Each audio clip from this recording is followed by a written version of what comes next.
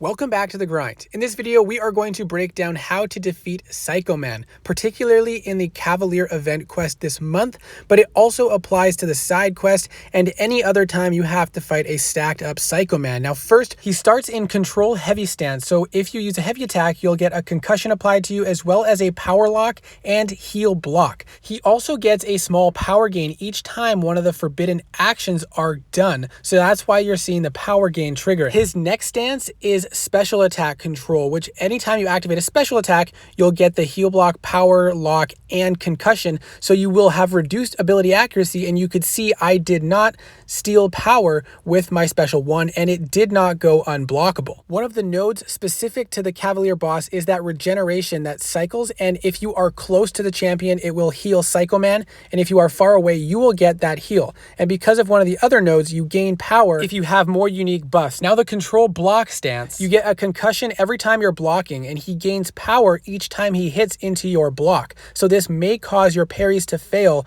on occasion. So the main obstacle with this fight is just knowing what you can and cannot do depending on which control stance Psycho Man is currently in. So you can see he's currently in special attack control, and I throw off my special 3. And at the end of Dr. Doom's special 3, he applies a passive stun debuff, allowing you to cycle into the Doom cycle and end up stealing power. Now, unfortunately, when I come out, because of the reduced ability accuracy, I did not get that stun, which I didn't realize. So when I went to continue my cycle, I ended up taking a special 3 to the face. So now I'm going to show a couple more of the nodes. So you can see that gray timer with that regeneration. If you space yourself far enough away, you will get that heal. And it is a decent heal actually. And while you have it, if you have more buffs than the opponent, you're going to gain power. Now every time you attack into the block, you're going to give him an armor up buff, which also makes him unblockable. And if he gets to 5, you'll take a burst of damage. So nullify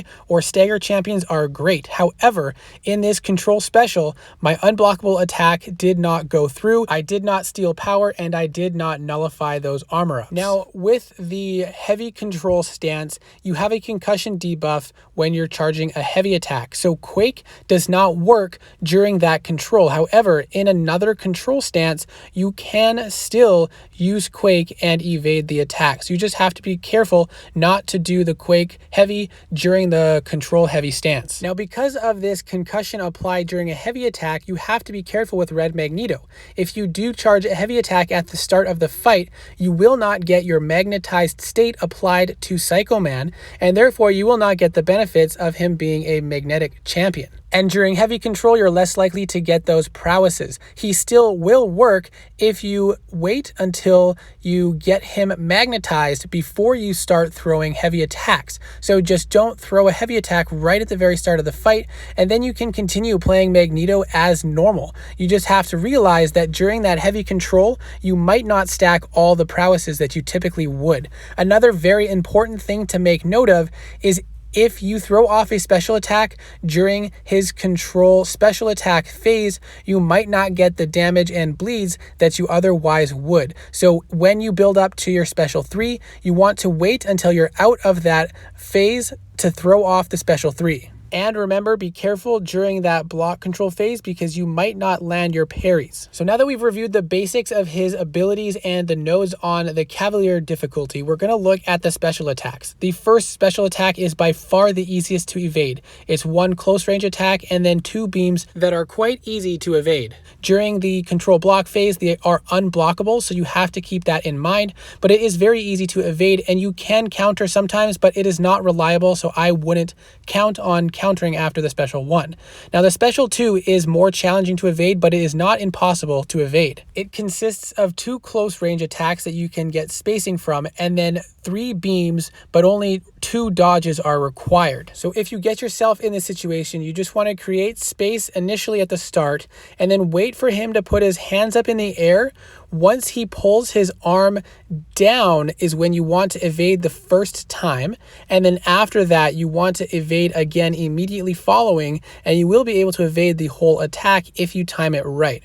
Once again, the close range attacks are easy. You just create space. As soon as he pulls his left fist down, you start your first evade and then evade again immediately after that. Now we're going to talk about the modifications that you might need to make to your fighting style in order to deal with Psycho Man and all the abilities that he has.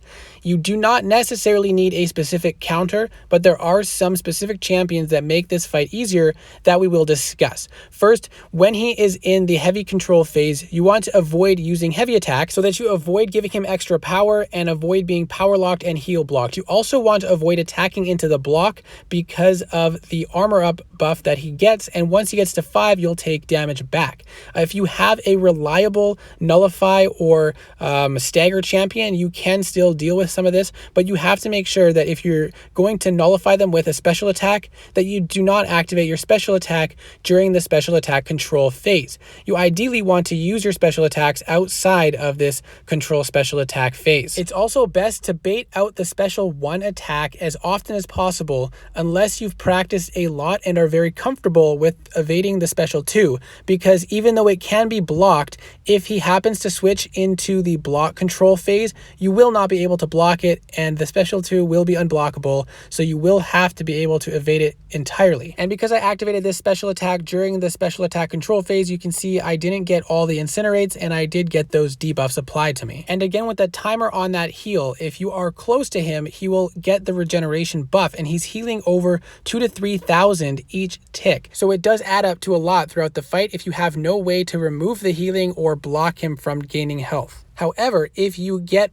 back a little bit and create some space before that timer ends, you will get the regeneration yourself, which does add up. If you get every single regeneration, it is a nice way to increase your health throughout the fight and make up for some extra block damage you might take from failed parries, or for example, if you get hit by a special 2 and happen to survive. Now let's talk about champion choice. You can essentially use any champion and just change the way you play, but there are some specific champions that will make it easier.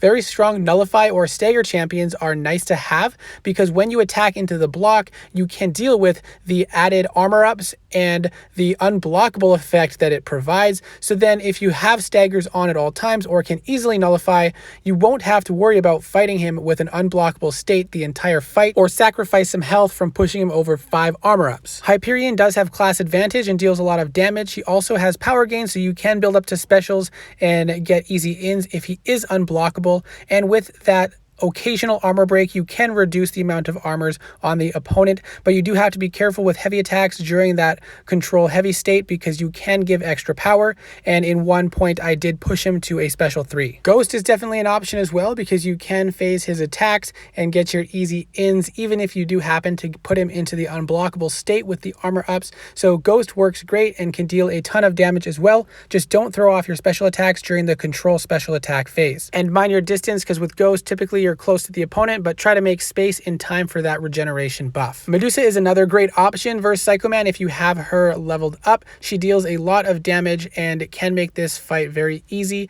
with all the added bleed damage and damage you deal because of the armor breaks and armor shatters. And because of all her buffs, she'll gain added power throughout the fight for more special attacks.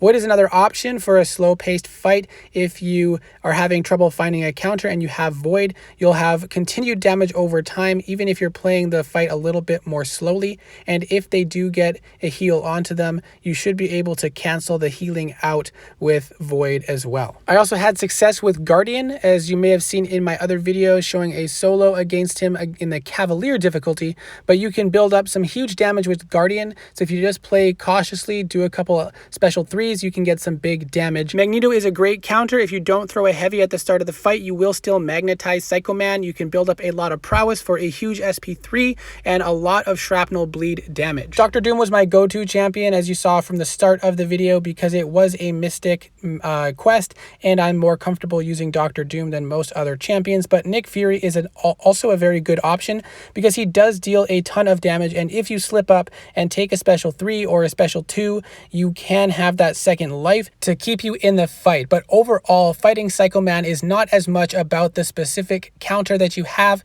but more the play style style that you use and knowing what to do when and what not to do depending on the control state that he is in. So I do hope this video was helpful to prepare for your Psychoman fights. Let me know in the comments who you used or what else you might have to add. But thank you for watching, and I hope to see you in the next video.